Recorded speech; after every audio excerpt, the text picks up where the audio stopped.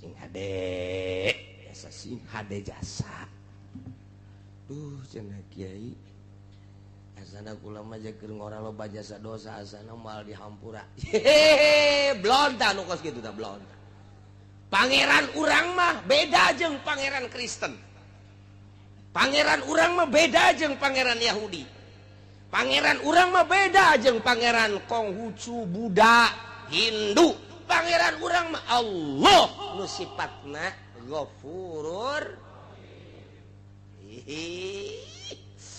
sangkirang loba dosa apan pangeranna maha Ghafur Ghafur teh hartina wazan paulun cek tukang ngaji mah segat mubalaghah maha hampura sangat ngahampura sabaraha dosa sia sakolong langit hampura ku aing pan aing pangeran tenang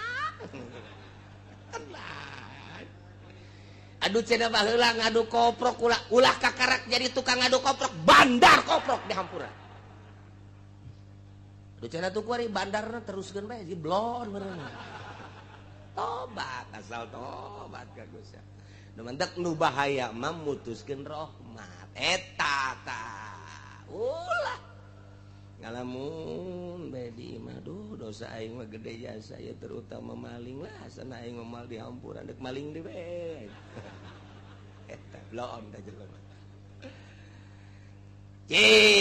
inna rahmati wasi'at kullasyai inna rahmati sabaqat rahmat kaula ngaleuwihan tina seluruh perkara rahmat kaula geus teu heula urang mah boga pangeran teh maha Ghafur asal urangna tobat ka Gusti Allah Subhanahu wa ta'ala ketika urang mabok baheula pernah zina baheula naudzubillah min zalik bogo judi mah di mana aya topeng lenong di dinya urang main koprok di dinya urang main dadu rolet jeung sajabana nah kuari barang ngaji teh pagawean aing kumaha yang ke di akhirat asana aing diputer-puterkeun ku baheula. Nah, tobat ka Gusti Allah. Ketika urang tobat astagfirullahalazim Gusti, ampura dosa abdi baheula. Hiji, abdi sok main koprok, main dadu, main rolet. Aduh, ampura deres mun menang melehan bae Gusti. Saya teh tobat cak Gusti Allah ari pa abdi nyahoun hamba kaula anallahu robban bahwa nyana boga pangeran nu ngaran Allah nyana keur menta hampura ka Allah aing teh cak Gusti Allah berarti nyahoun nyana ka pangeran nu bener aing jeung aing teh maha Ghafur geus hei hamba kaula ngahampura ka anjeun geus dosa anjeun koprok dadu rolet judi deung sajabana dihampura ku aing beres sorga ya Allah aya lenong main deui aduh cek Gusti kabar bisa geus tobat ka aing main deui bae blon teh budak menang minggu malam minggu judi malam Senin tobat deui ka Allah astagfirullah astagfirullah Gusti nyahoun nyana boga pangeran nyana ngaranna Allah sok ngahampura kuari siak keur menta hampura ka dihampura kuari geus salamet malam Kemis judi deui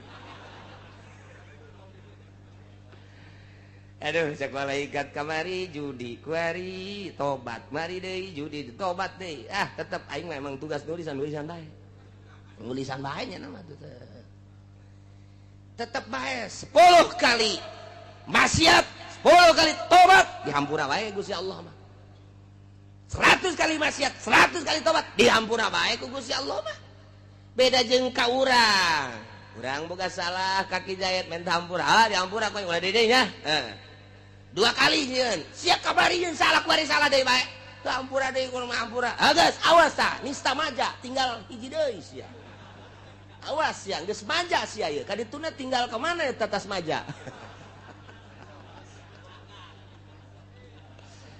Aduh, barang nyian salah deui ka 3 kali. Gas, endit sia.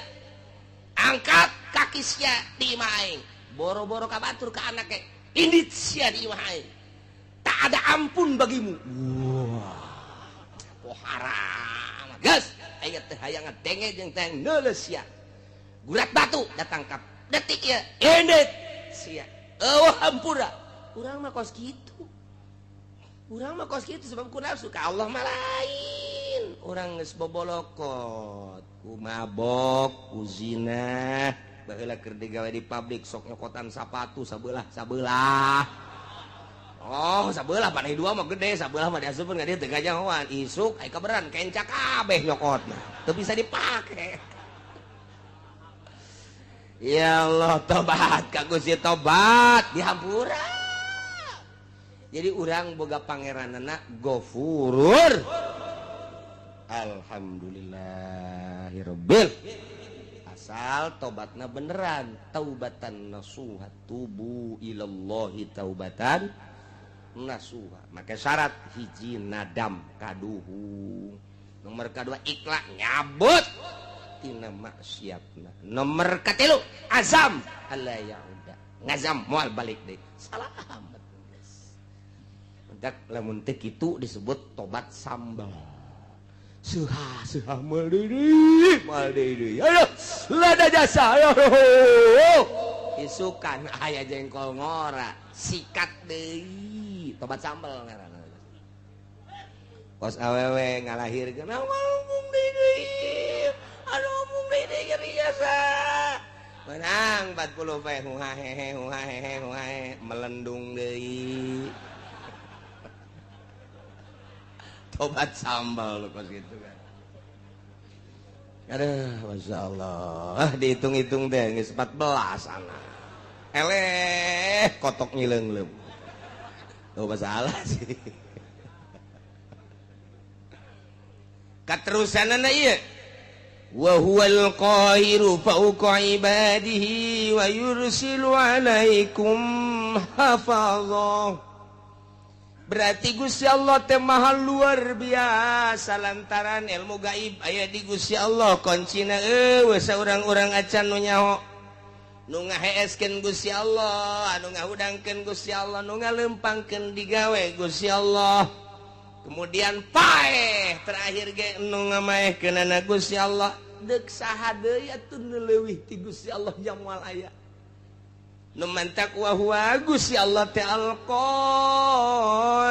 anu ngalindih anu maha kuat anu ngelekeun luhur Gusti Allah fauqa ibadihi ngaluhuran seluruh hamba. Ulah macam-macam Allah nu ngaayakeun ti eueuh. Apa aya hiji perkara nu aya teh tanpa diayakeun ku Allah moal aya. Eueuh menang eueuhkeun Gusti Allah. Apa aya hiji perkara eueuh lain dieueuhkeun ku Gusti Allah moal aya. Nu ngayakeun barang nu aya, langit katut eusina, bumi katut eusina Gusti Allah. Nu ngaeueuhkeun perkara nu geus aya, nang Gusti Allah al-qahir fauqa ibadi. Sing hade jeung Gusti Allah mah nu ngaayakeunna Allah, nu ngaeueuhkeunna Gusti Allah. Wa huwal qahiru fauqa ibadi. Anu ngahirupkeun Gusti Allah, nu maehkeun Gusti Allah, nyehatkeun Gusti Allah, ngageringkeun Gusti Allah, nyugihkeun Gusti Allah, nyusahkeun Gusti Allah, makirkeun ngamiskinkeun menang Gusti Allah. Kabeh eueuh nu kaluar ti Gusti Allah. Wa huwal qahiru fauqa ibad. Apa aya nu lain nang Gusti Allah? Eueuh. Cenah dokter nu nyehatkeun, dokter lagi modal. Ulah waka kabatur sia dokter sia bae heulanan leglegan Gusti obat teh modar-modar keneh bae. Nang Allah berarti ulah dikira urang berobat ka dokter namun urang itibat nang dokter kudu maca 2 kalimat syahadat. Sing hade nu nyugikeun cenah bos urang, bos lage kadang-kadang susah deui. Teu saeutik nu kamari ieu sugih ku ari susah. Embungeun jana susah, cak Gusti Allah susah sia susah bae. Gabari di zaman gusuran di tahun 72 mulai tahun 70 hiji asup gusuran ke Pasar Kemis tanah teangan seukur 75 rupiah murah jasa jelema ngajar ruang meuli simking meuli ponik sepeda teh wah luar biasa tahun sakitu tah kulantaran atuh abah kula mah henteu gusuran atuh kula mah makena henteu ponik henteu simking makena mobil mau sepeda nu gede teh bae. Nu gede teh kadang-kadang mah berat ku sepeda, moal mawa sepeda aing geus. Eta, wah kabelah dieuna, wah mari motor. Belah dieuna makin naik harga tanah meuli mobil. Oi, belah dieuna pisan. Di tahun 80 ka dieu, wah eta luar biasa jelema ngajualan tanah. Meuli angkot aya nu 30 aya nu 20 hirup keneh nu kamari boga angkot 40 kuari teu boga sapeda aja moal dibejakeun jelema ge aya kuari di dieu tadi ge sasalaman jeung kura iya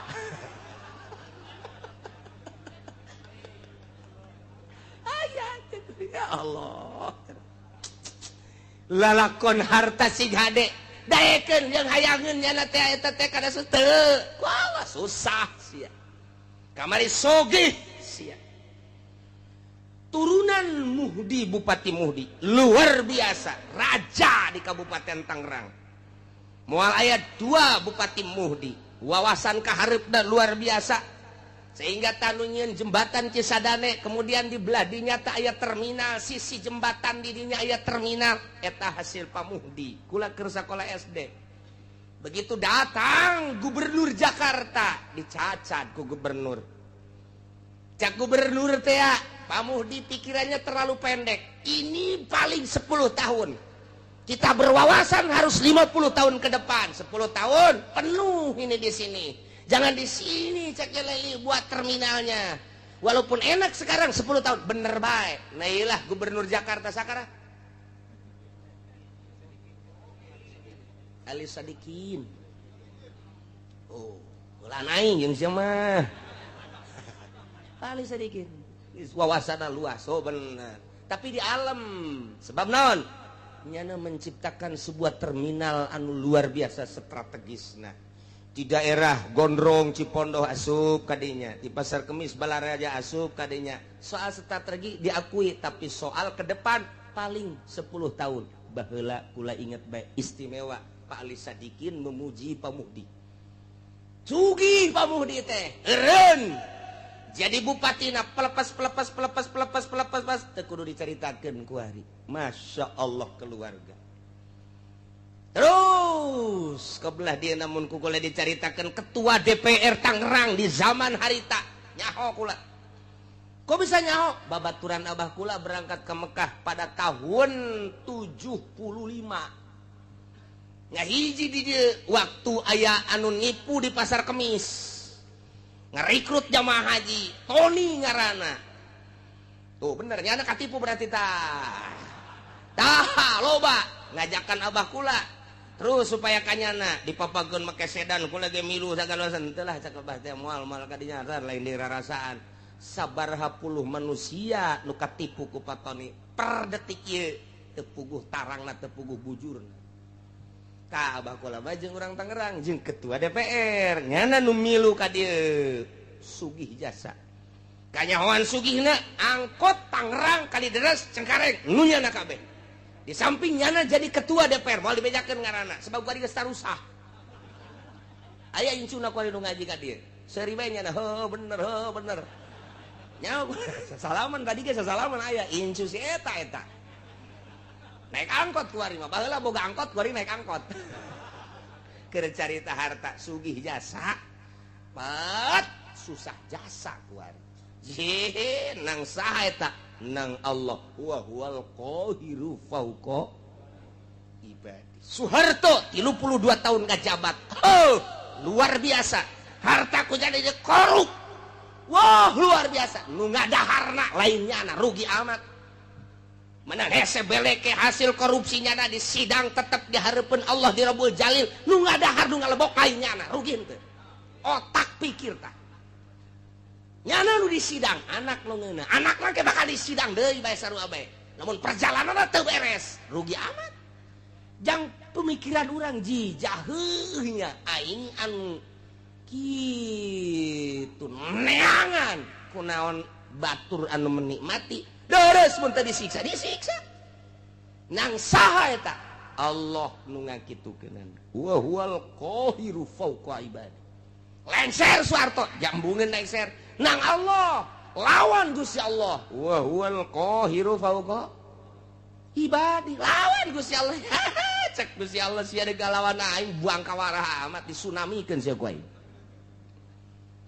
di Denmark nyaci maki Kangjeng Nabi Muhammad di Amerika nyaci maki Kangjeng Nabi Muhammad demo di unggal negara teu dilingseuh ku negara ku pimpinan negara masing-masing dek keluar ti Indonesia teu meunang di berbagai negara dek demo teu bisa tinggal ngadoa ka Gusti Allah Kangjeng Nabi nu Gusti Allah abdi nu Gusti Allah nyeri mah nyeri bae tapi apa daya ieu Gusti abdi mah nyanggakeun ka Gusti dibere angin badai Amerika wah luar biasa parem kerugianna 590 triliun dolar ji ulah dikira macam-macam ku ari teu loba omong Muhammadan teu loba omong gua teu neko-neko lawan sia Gusti Allah wa huwal qahiru fawqa ibadi lawan Gusti Allah aing mah dicaci maki ge ku sia dia tetep iman ka Kangjeng Nabi Muhammad caci ku sia maki ku sia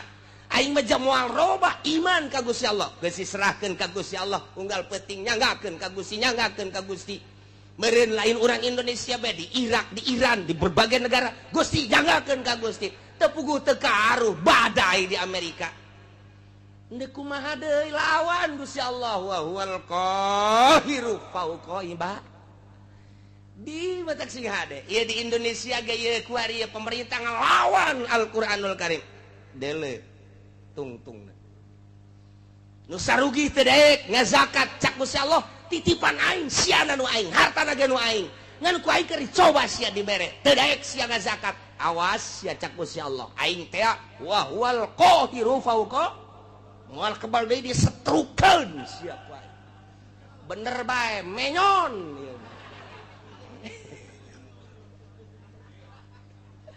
nu menyon ka katuhu nu menyon ka kenca nu leumpangna ingkleug-ingkleugan janu sugih eta teh ku sebab teu daek zakat rasakeun sia Allah ma wa huwal qahiru fawqa ibadi wali Allah ma asal geus teu daya teu upaya geus gadoa ajang bangsa jeung umat nyanggakeun ka Gusti jadeg ngalawan kumaha tuh dek ngalawan kumaha aja bejana asal ngalawan rantai jeung teu puguh pamimpin mun puguh pamimpin mah siap sadajan di rantai ge pamimpin ieu teh anu endek arah jujur jeung adil doa bae ka Gusti ngadoana ngan teu meunang menta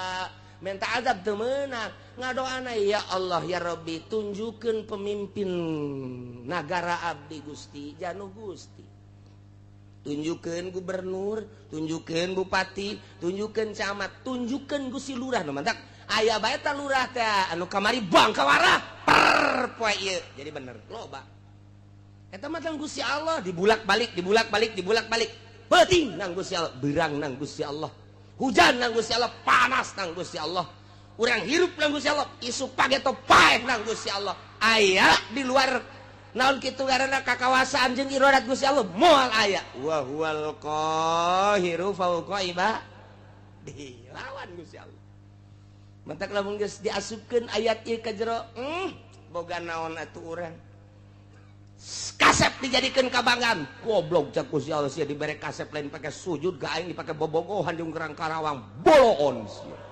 dibopengkeun sia ku aing sia bopeng wal qahiru fawqa ibadi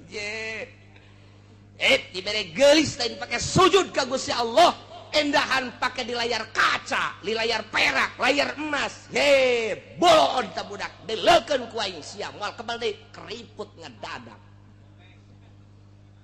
wa huwal qahiru fawqa ibadi lawan Gusti Allah ya Allah ya Rabbi contoh nu sugih jadi susah lain setik nu gagah jadi lemah lain setik nang saha nang Gusti Allah nu turun tina jabatan anak langsung nang Gusti Allah kitu kene nu susah jadi sugi nu lemah jadi kuat anu rakyat jadi pejabat ngabuadeg ku ari mah nang Gusti Allah wa huwal qahiru fawqa ibad itu daya teu upaya urang mah aya nang ngayakeun Gusti Allah hiji perkara nu aya di luar pengadaan Gusti Allah nang Gusti Allah moal aya hiji perkara lain nang ngeukeun Gusti Allah moal aya atuh berarti aya jeung eueuh nang Gusti Allah hirup jeung paeh nang Gusti Allah ieu lawan tah wa huwal qahiru fawqa ibad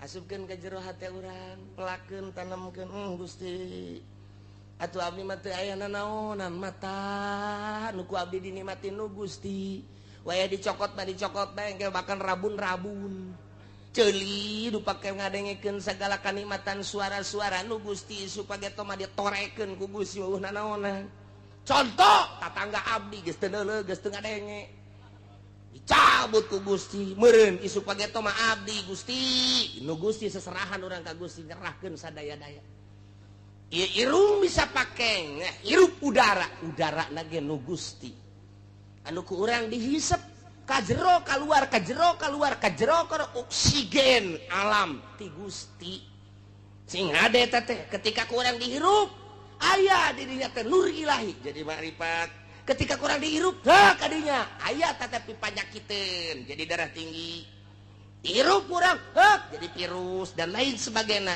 itu ya orang menang Gusti wa huwal qahiru fawqa ibadi sing hade dihalangan ku dokter make masker teu meunang aya penyakit asup nu pangheulana kena penyakit nu make masker jieu tuh geus ku kitu bae tuh ti Gusti Allah sakadar suruat sareat mah yehe horeganan lamun geus cak Gusti kitu bae geus teu bisa ngan memeh datang ka hakikat eta urang dikudukeun bersyariat tetep kudu bersyariat aing mah diuk bae dahar teh dahar ge ku bagus geus datang encan sia ka dinya geus datang encan lamun kayakinan sia geus datang ka dinya bakal bener tapi lamun sakadar ngadenge surah encan kayakinan mah bisa payah kalaparan sia ulah tetep bae sapoe geus nu mere dahar mah nginum ji aing jadi kos kieu ya geus jadi kunang-kunang poa payah geus kurang keyakinan sebab naon sia keyakinan ka Allah na melalui naon coba heula mentak tama kudu ditungtun ku guru thariqah untuk mencapai hakikat lantaran make contoh-contoh kapan ji keyakinan teh aya ilmu yakin aya ainul yakin aya hakul yakin lamun urang geus datang ka hakul yakin dicontohan ku cak-cak teh kudu ese Imam Syafi'i mah dina hikam nya nama nyonton make cak-cak urusan rizki teh kumaha cak-cak cicing bae iber henteu ka mamana henteu nu datang dahareunana ka nyana atuh nanaonan tareungit datang ka nyana coba jeung panyakit eta reungit nyanana cicing bae cak kunaon tuh reungit ka dinya caplok pan eta dahareun nu datang ngaranna dahareun tah mun urang geus boga kayakinan model cak-cak meunang cicing bae urang geus lamun aya kiai cicing bae kiai cak-cak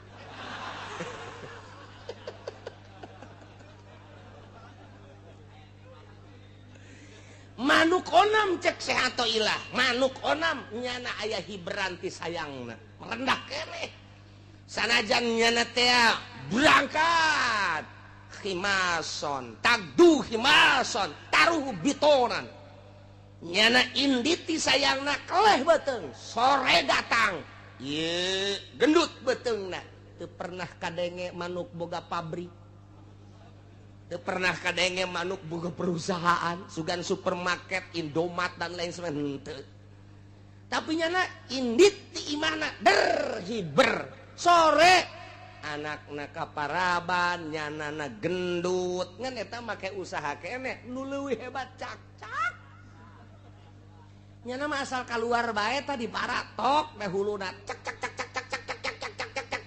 kadang-kadang kupu-kupu nu gede ge kadahar bae bloon teu kupu-kupu deuk naon tuh kadinya nang saha eta ngatur nang Gusti Allah wa huwal qahiru fauqa ibadihi gua rendut eta cak pohara jasa lempang teu daun teu dahareun nu daratangna atuh berarti urang mah ieu blon eleh ku manuk eleh ku cak make jeung gelut sagala urang mah neangan sesuap nasi make jeung teu salat sagala neangan sesuap nasi eleh ku cak eta cak kadengena doang kurang padahal mah Allah jika kadengena ku urang cak lamun urang dibere kaberenehan sieun ka cak sebab nyana teh muji lo urang lamun keur hees kieu aya cak haju urang dibere kaberenehan Allah sial nyinggung aing sial sia Allah-Allahan aing kerek bloon sial bisa dipaehan ku urang cak tak eta geus kitu teh eleh ku cak urang waduh si atoh ilah mah geus pohar jasa hese urang nyaritakeun ilmu hakikat lamun eueuh si atoh ilah hese tah dibere contoh ku Syekh Athaillah teh datang henteu sia kayakinan sia kadinya datang ka manuk make ikhtiar keneh ngan sakikituna datang ka cak geus ikhtiar sama sekali urang datang ka mana kudu aya nu nungtun mimiti ngaji heula supaya aya ilmu geus aya ilmu ngaranna ilmu yakin ye bener ye naik dilaksanakeun supaya datang ka ainul yakin sageus datang ka ainul yakin dibere deui hak jadi hakul yakin geus datang ka hakikat di dinya nikmat hirup geus datang ka dinya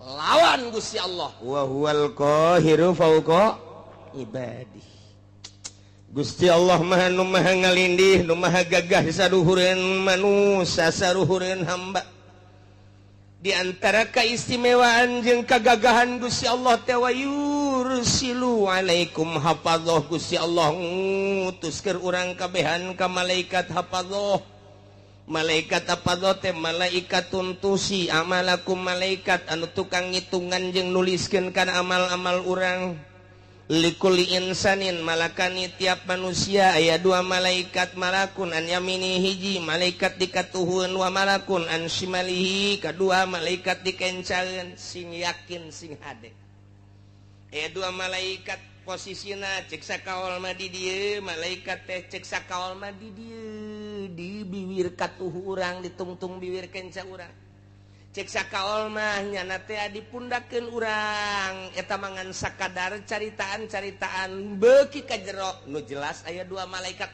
yakinkeun deuk di mana bae posisina hiji katuhu nu hiji di kenca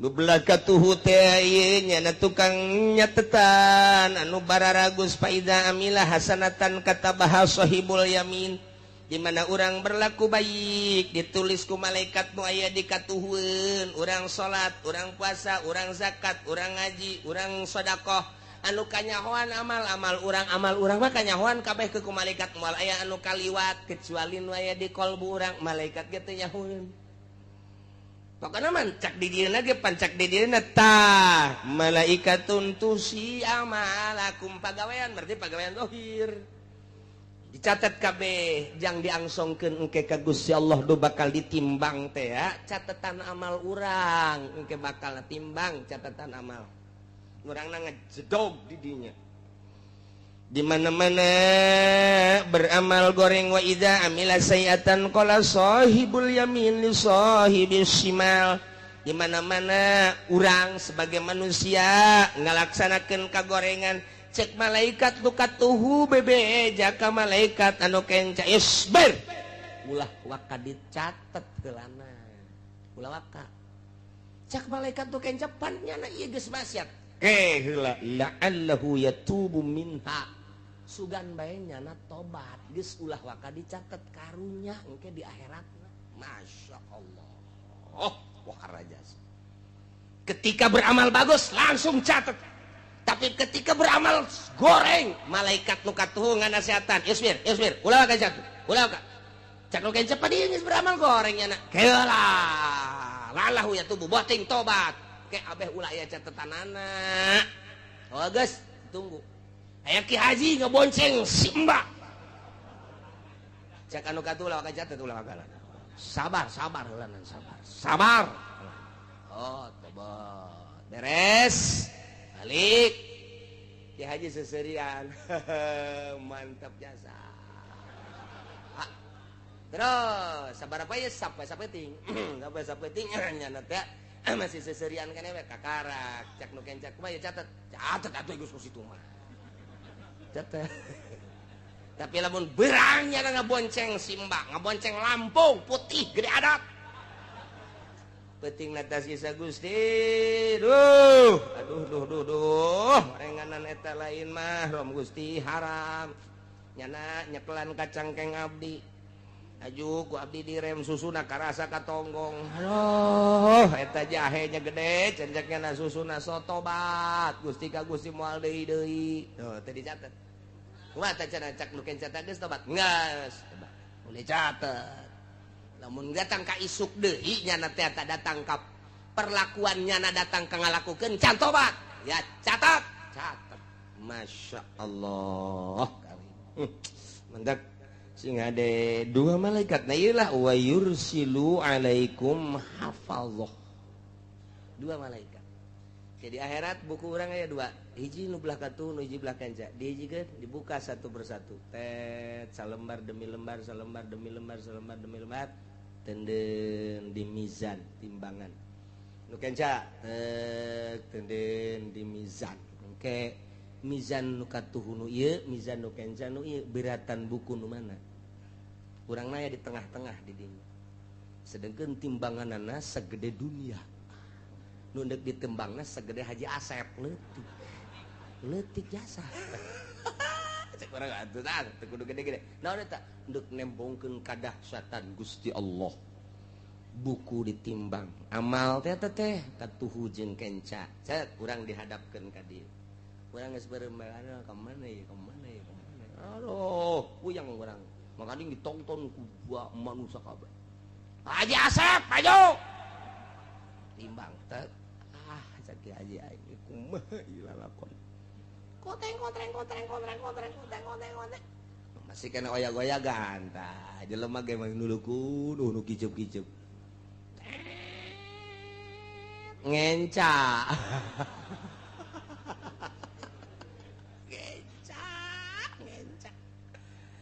Aduh, cek malaikat ji, ingin caya.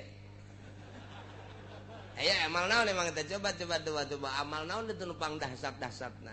Aduh, iya, ngaboncengan Simba, SMS-an teu katobatan, eta bahaya sih ada dan lain-lain. Duh, masya Allah, inggis jasa.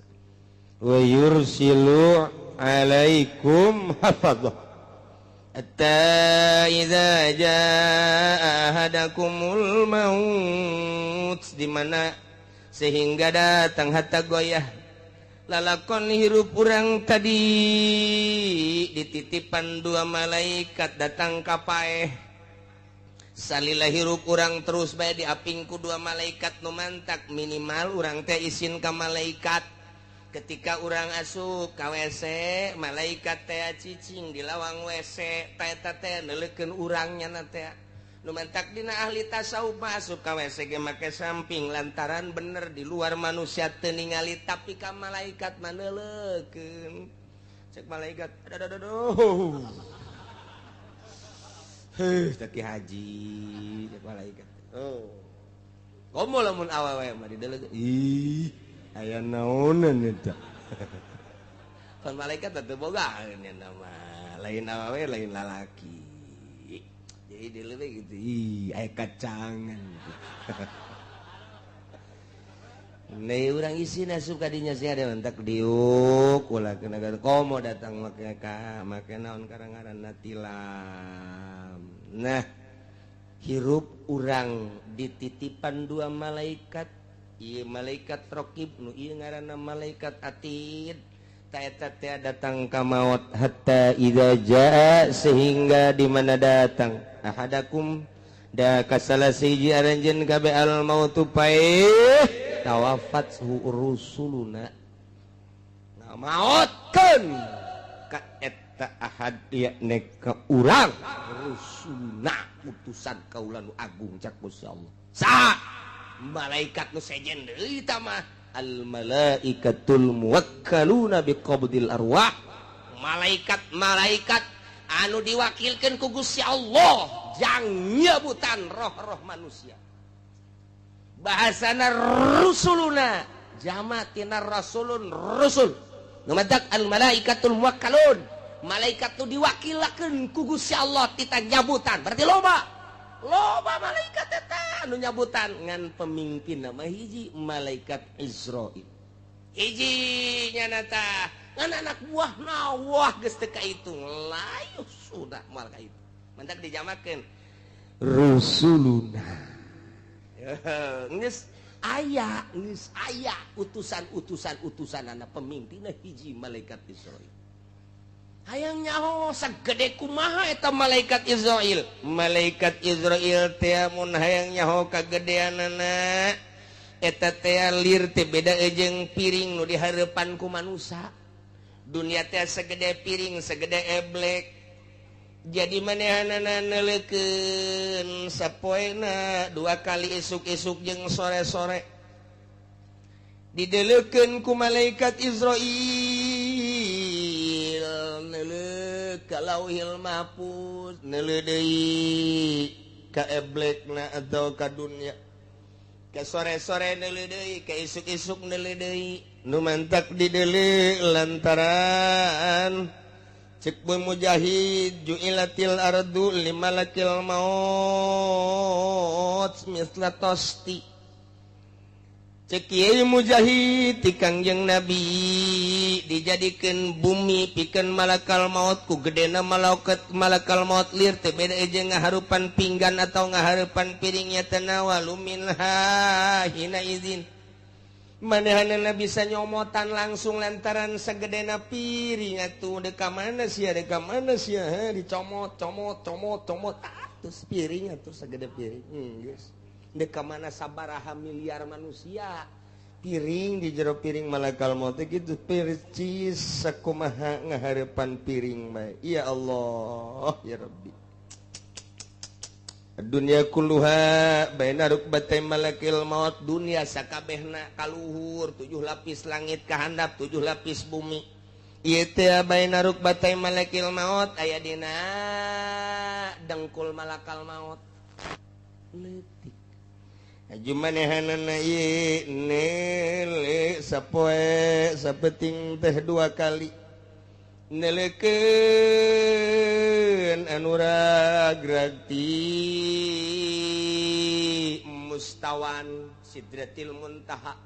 Sidratil muntaha teh hiji bentuk tangkal kayu di dinya daunna teh aya ngaranan manusa hiji-hijina. Dideleukeun ku malakal maut asal geus geus kuil saya nya Jepri geus kikituan. Tabeh kitu heula 40 poe eta geus mayit berarti tinggal ragagna doang. Tangkal sidratil muntaha nu teu kadeuletung-tungna ku Kangjeng Nabi saat eta. Ku gede-gedena tangkal sidratil muntaha. Ku malakal maut teh dideleukeun eta asal geus daunna. Nah, dideleuh ka jelemana. Sia. 40 poe geus mayit tah. Sebab geus kitu, tinggal ragag. Asal ragag ngek. Tak jadi kuil-kuilan heula. Mantak Abdul Qadir waktu keur muriang teh waktu keur muriang geus daratang kabeh careurik. Cek Tuhan Si Abdul Qadir leuleuh ka Sidratil Muntaha dibere dibukakeun hijab ku Gusti Allah. Ngarannyana masih manteng keneh. Encan kitu encan. Encan naon katukeun kitu ngaranna naon tah? Ngaplek, encan ngaplek. Jadi masih ajeg kene cek Tuhan Si Abdul Qadir ulah ceurik kabeh wahai para pamajikan, wahai para anak dulur kabeh lantaran abah nu ieu moal kapae gering nu ieu mah. Sebab tuh deuleuh masih kene can ngaplek ka hiji. Nomor kedua anak abah nu ngaran Abdul Razak masih kene aya di tonggong abah. Dibere tah. Pak Haji ge engke datang ka ieu mah kitu bae. Lamun muriak malah kapae abah mah. Kadeuleuh di Sidratil Muntaha tuh teger keneh. Prak isukna modal. Ya nyahoan antak Ki Haji. iya nurang cerita paeh mah masyaallah. Tah mantap 40 poe ngaplek geus mait ngaranna urang ngobrol jateu muriang deui segala rupa masyaallah geus geumur jeung mait. Eta teh sok aya bae teh bahasa-bahasa anu aneh, bahasa-bahasa anu mengarahkeun kana yen manehanana deuk maot. Sering bae geus kajian kumaha ge, kadang-kadang silaturahmi kaunggal dulur kaunggal babaturan aya nu kitu. Aya anu kieu babagi bae tah geus harta tah abah mah geus moal eta geus dibere sadar ku Gusti Allah. Asal geus 40 poe ragag tak langsung Israil.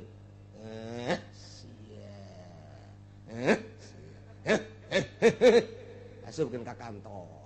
Set. Eta kantong eta teh mun kurang ditarik hirup deui. Kantong ruh. Ya Allah ya Rabbi endek lumpat ka mana tuh urang. Boro-boro ku Gusti Allah fauqa ibadih al-qahiru fauqa nang ngadenge malaikat mah bae kos kitu. Mentak ulah sok bloon deui urang hirup. Ya Allah ya Rabb. Tah eta malakal maut Israel jeung para penggawa para hadam-hadamna nyabut nyawa ketika geus datang ka ajalna. Wa hum la yufarritun moal lalawara moal sembrono sehingga kasalahan moal. Moal aya nu paeh kasalahan moal.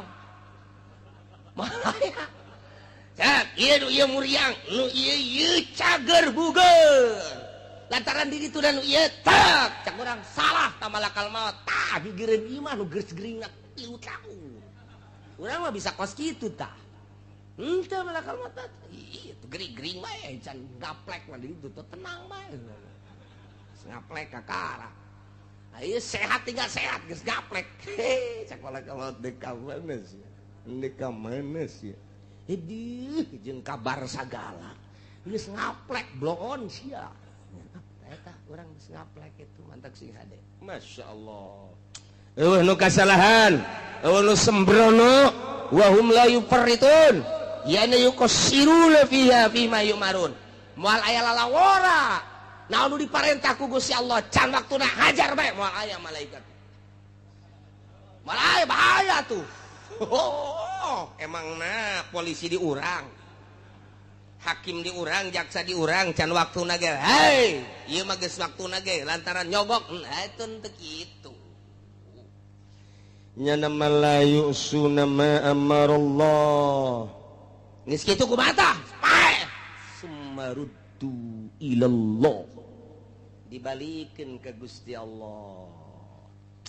Allah teh maulahumul haqqi pengurus Gusti pemilik anu lurus anu bener pengurus anu sabener-benerna dek dinaon ka lieu liujazihib dek dibalas ku ari mah urang diurus teh alah pengurusan majazi tah mah ke urang bebalik ka pengurus anu sabener-benerna Gusti Allah. Sakumaha nu baheula urang waktu di alam arwah balik deui urang ka ditu deui ka Gusti Allah tinggal kumaha babawaanana.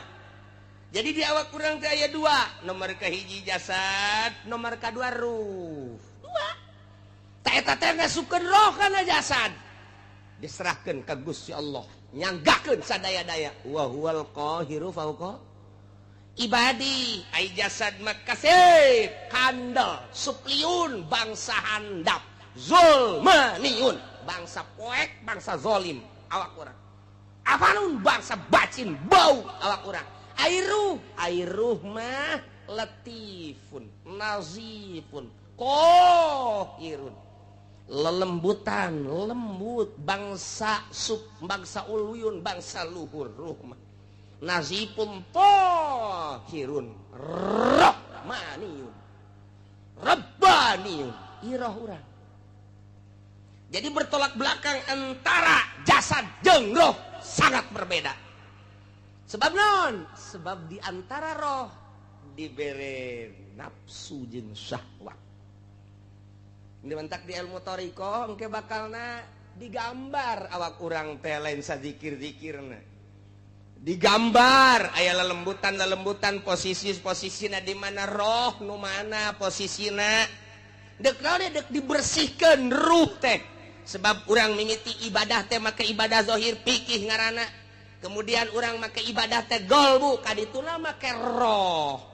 Nah ruhani urang ke manu ibadah teh nu teu kanyahoan ku malaikat hafadoh mah hancam hanya nulisan anu kadeuleu ku matanya anu kasaksian ku nyana ibadah pagawean lohir ketika geus pagawean qalbu jeung roh malaikat hafadoh ge geus teu nyahoeun hanya Gusti Allah nu mantap ketika ditimbang berat kakatuhum padahal amalna teu sabaraha malaikat ge protes Gusti jambukuna ieu sakikieuna kok bagus amat hanya aing nu nyaho cek Gusti Allah lantaran nyana nu zikir ka aing tiap nangtung tiap diuk tiap rek sare ngedeng dan lain sebagainya sia mah teu nyaho cek Gusti Allah ruhnya na ancul-anculan ka aing nu mah ibadah lamun geus make ruh bakal nikmat ibadah teh geus teu make awak deui awak basa birata mah lalagaan doang ngahareupan dahareun jang awak ngahareupan inuman jang awak ngarepan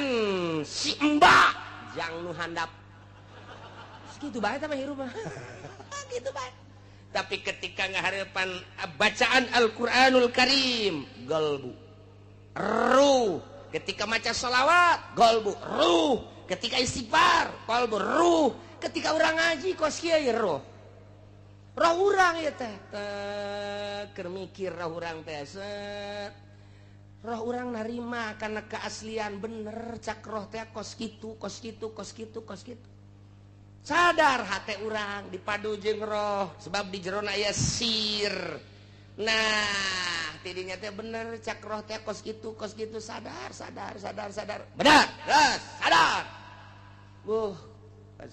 kesalahan di jero majelis luar biasa tobat bener tobatan cak roh teh atuh ulah cilaka kabehan urang ke di akhirat oh nya geus tobatan bae urang ibadah bae geus ka Gusti Allah ketika urang teh ngahiji tak qalbu jeung roh teh kitu kaayaanana tah di dunia mah jasa kedeung geus urang mah ibadah bae geus ka Gusti Allah bener jasa eta urayan Al-Qur'an teh geus bener jasa cak roh teh kos kitu kaluar bae ti majelis taklim Mio di start teng ayah bayi jahe haji ke mana kasih kupa sekian nanti gue lagi endek emang neng jeung sa tadi naik angkot ye mbah haji jeung sa sorang gue lah milu bae oke deh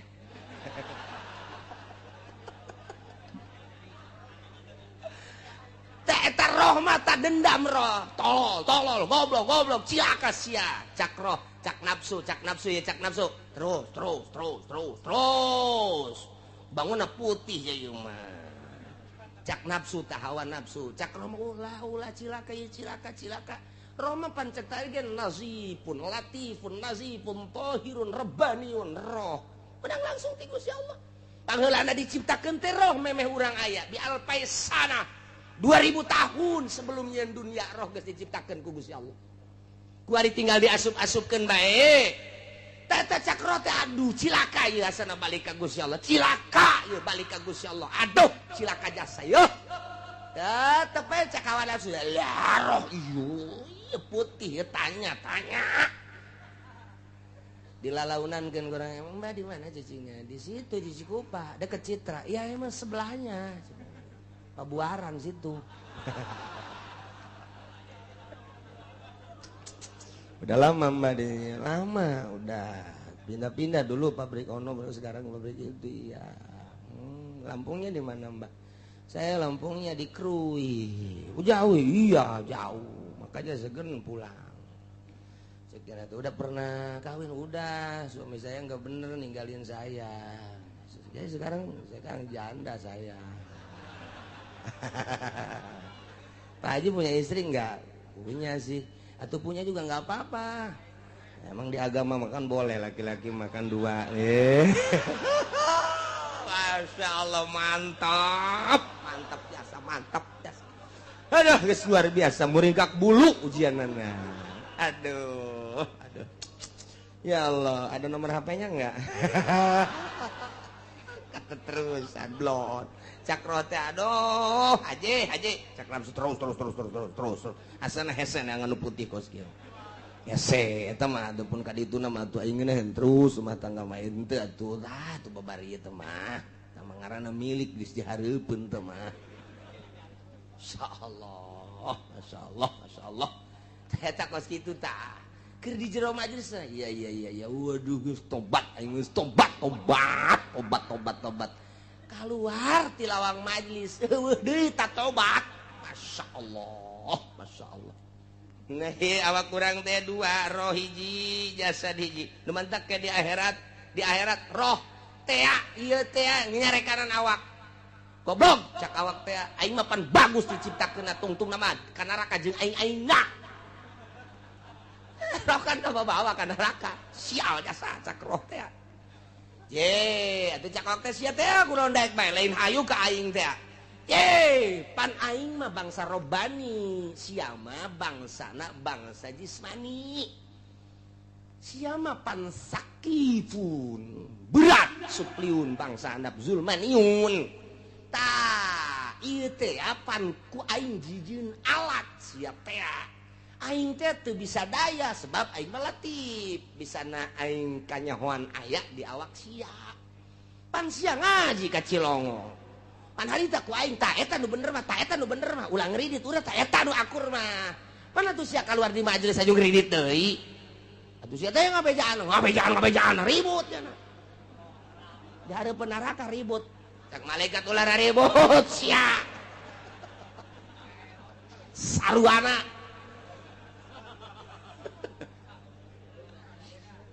Eta mah percis bae aya jelema buta ngan bisa lempang aya jelema neuleuh ngan teu bisa lempang.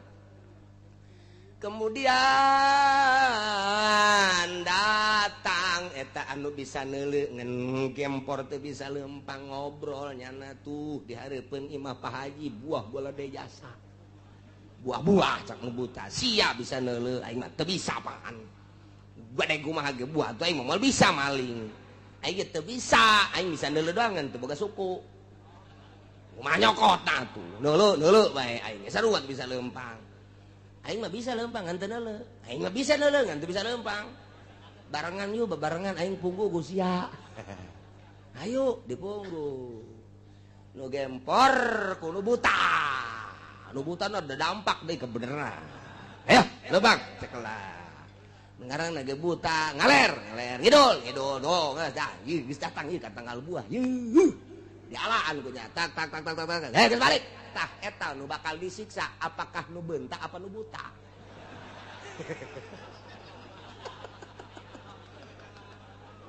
Ribut ge nu buta teh eta jeung nu gempor di hareupeun neraka ribut. Je Gusti abdi mah pan lamun teu dibawa ku nu buta mah abdi deuleuh tinggal deuleuh pan gempor. Cak nu buta tolol sia meureun. Aing bisa lempang ya aing ku sia teh dituduh-tuduh mah pasti dipunggu di aing goblok beureunanan sia. Ribut cak malaikat ulah ribut kabehan berjamaah ka neraka. Ieu ge sarua awak urang jeung roh tah dibandingkeun model kos kitu. Geus bae kabehan bae roh jeung awak urang ka neraka. Nu mantak mumpung urang dibere kesempatan ku Gusti Allah ja ieu teh bakal nasumaruddu ilallahi maulahumul haqq. Bakal dibalikan seluruh makhluk ka Gusti Allah sebagai pengurus anu sabener-benerna. Ala eling lahul hukmu. Hukum ngan nu Gusti Allah doang engke saat eta. Mana hakim nu baheula di dunia sok ngahukuman? Ka dieu sia. Hakim geus ceurik bae teh heula. Jaksa mana jaksa? Pengacara. Adieu sia. Nu baheula di dunia dibere kekuasaan hukum hakim teh jaksa teh pengacara teh termasuk polisi nu sok bawaanana termasuk pemerintah anu ngabsahkeun jeung ngawenangkeunana dipanggil ku Gusti Allah raja limanil mulkul yaum. Mana raja nu baheula ku tutang keteteng di dunia? Anal Malik cek Gusti Allah ai raja kuari. Ayo sia sabaraha tahun sia ngarajaan di Indonesia. Nyaon teu aya sabaraha fakir miskin, aya sabaraha anu yatim piatu, aya sabaraha rangda, tah nu rangda mah abdi ngaho. Tolol sia, goblok sia.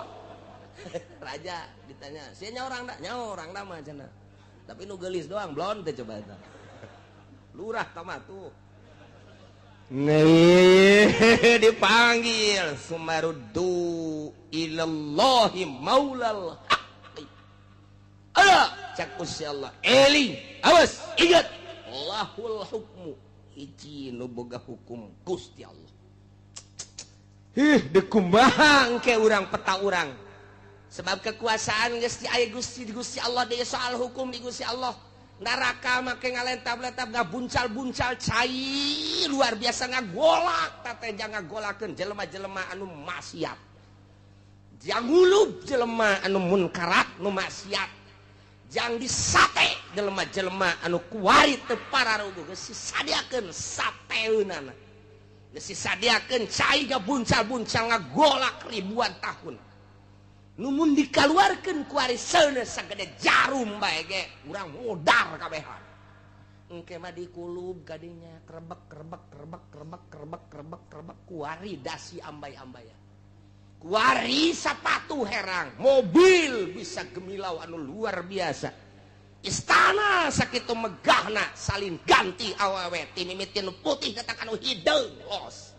Engke sia rasakeun alalahul hukmu Gusti Allah nu boga hukum moal bisa ngadalil ngahujah aya kitaban di dinya dua malaikat hafazoh nu nulis mayal pizu min qaulin illa ladaihi raqibun atid ucapan jeung pagawean aya nu nulis malaikat raqib jeung atid geus urang mah tinggal sadar wa huwa asraul sibin Gusti Allah nu panggancang-gancang nangah hisab.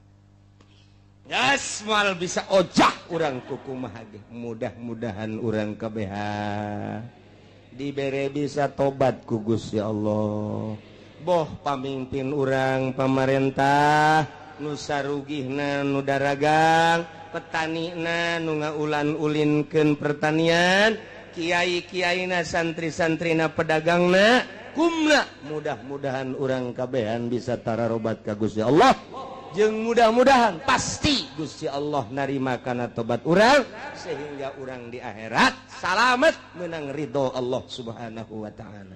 Amin ya rabbal alamin.